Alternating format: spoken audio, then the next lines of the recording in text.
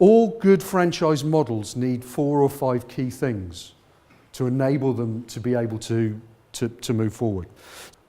How much am I going to earn at it? When do I get my money back? What's the ROI? All right, so for the money I'm putting in, how do I model that coming back? How is the franchisor modelled that, and how am I going to get it back?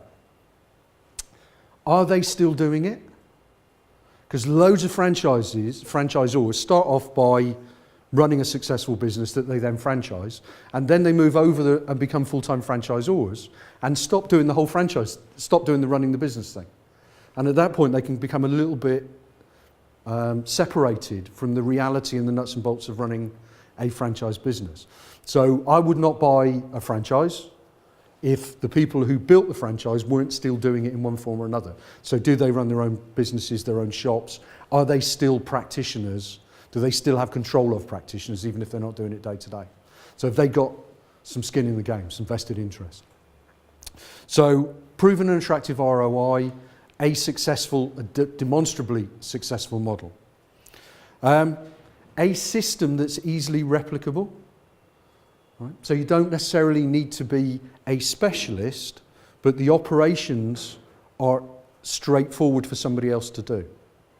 Right? Because if they're not, as a franchisor, you're then spending half your life trying to manage people who are delivering your franchise to keep your brand and your quality together, because what you've sold them is not straightforward and they can't operate it.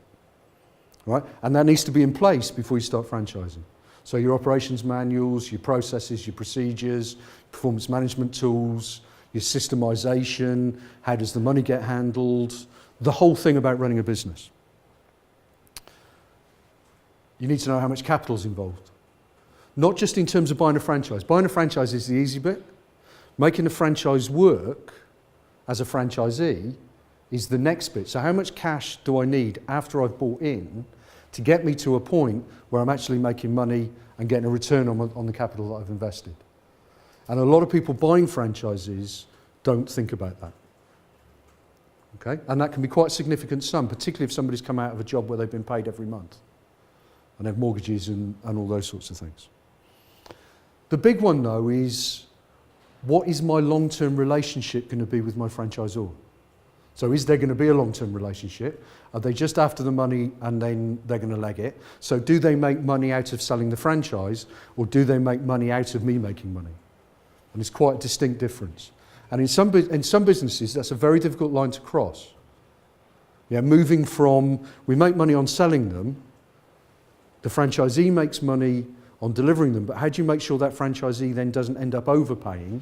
So the successful franchisee pays a disproportionate amount of money into the coffers to subsidise the underperforming franchisees who aren't paying as much in but are taking all the franchisor's time because they're a bit rubbish or they don't get it. Sorry, it's a technical term. Okay? So think about the relationship and how that relationship is going to work. Is it command and control?